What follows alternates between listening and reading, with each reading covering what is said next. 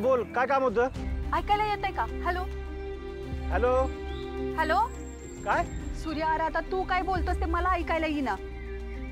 ऐक की, मला लई महत्वाचं बोलायचं आहे तुझ्याशी. हॅलो. अगं तुझा आवाज येईना. काय म्हणतेय? हॅलो. अरे मला लई महत्वाचं बोलायचंय तुझ्याशी. कुणाशी? उषाशी? उषाशी नव, तुझ्याशी बोलायचंय. काय?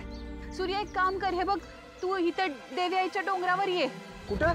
डोंगरावर, देवी आईच्या डोंगरावर. डोंगरावर? हा हा हा. बर ठीक आहे. हा हा. Hello hello. ऐका, चार्जिंगला बी आता सपायचं होतं. दादा, मला एक कळण झालंय, आत्याला तुझ्याशी महत्वाचं काय बोलायचं एवढं गडबडीत रे? काय माहिती, तिथे गेल्यावरच कळलं आपल्याला. इथलं काम झालंय ना आपलं. हा. सामान बी टेम्पोनं दुकानावर पोहोचल ना. हो. अजून एक काम करू. चल. कसलं काम?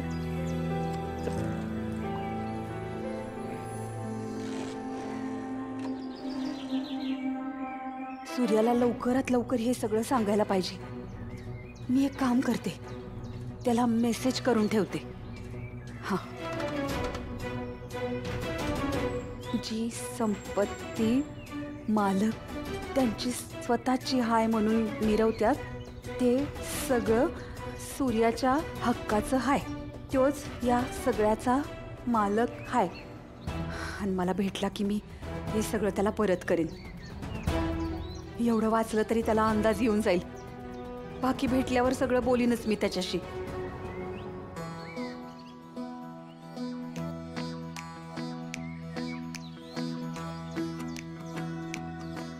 मालन, बसते बाई जरा मी इथं. बरं मिनिटं बसा. हा, सावकाश धनू. अक्का, मी बी पाणी पिऊन येते. हा, ये जा.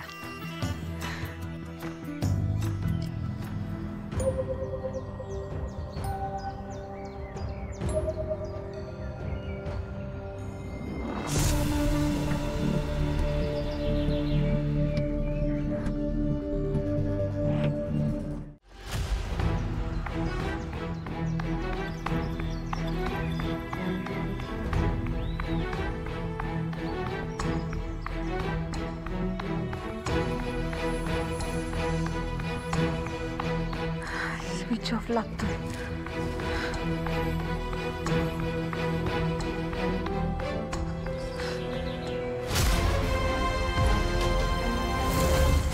मालक, तुम्ही इथं? हा, अहो तुमच्याकडे एक महत्वाचं काम होतं, म्हटलं तुम्हाला डोंगरावरच भेटावं. I I I.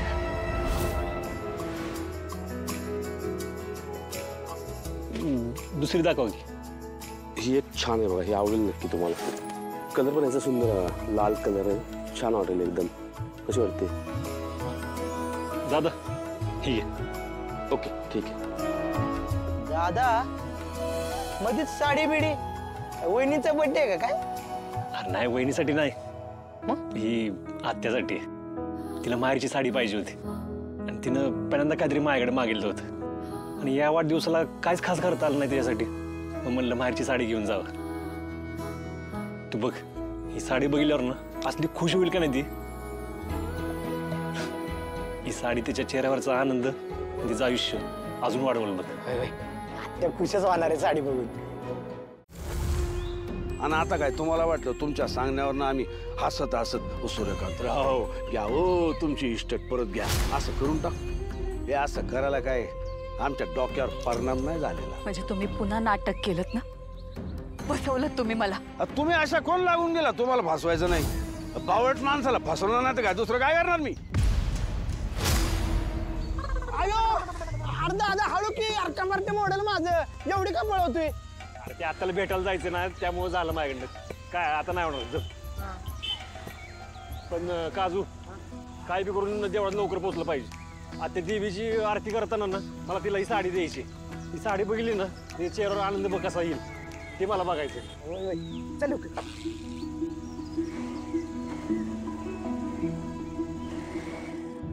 बावळट वय, मी किती बावळट आहे ना ते आता कळलं तुम्हाला. मी सूर्याला आत्ता हिथं बोलवलंय. येतच असेल. आला की त्याला ही सगळी कागदपत्र देऊन टाकणार आहे मी. आणि तुमच्याबद्दल सगळं खरं खरं सांगून टाकणार आहे. आता तुम्ही काही करू शकत नाही. आता काय म्हणावं तुमच्या भाबडेपणाला. इतकी वर्ष आम्ही जे केलं तुम्हाला काय तो किरकोळ खेळ वाटला का हो? अहो त्या आशाला खोट्या आरोपाखाली उमेदीची आईन 15 वर्ष खडी पोडायला पाठवलं आणि गावात तिची आबरू घालवून टाकली. त्या सूर्याचं घरदार बरबाद करून टाकलं. त्याचा फायदा घेऊन त्याच्या इस्टेटीवर कब्जा केला. गावातल्या लोकांची मन जिंकली, गावात मान मिळवला आणि गावातले एकमेव राजे झालो. जालिंदर निंबाळकर तुमच्या त्या भाच्याला कायम आमचा गुलाम बनवून ठेवलं. त्याला आम्ही केलेल्या उपकारांची सतत जाणीव करून देत राहिलो.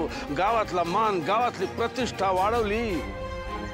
आणि आता तुमचं म्हणणं एका बाईच्या इच्छेसाठी आम्ही सगळे विसरून जायचं, हे सूर्याला सगळं परत करून द्यायचं? कसं शक्य आहे? या हे माझ्या सूर्याचं नाही.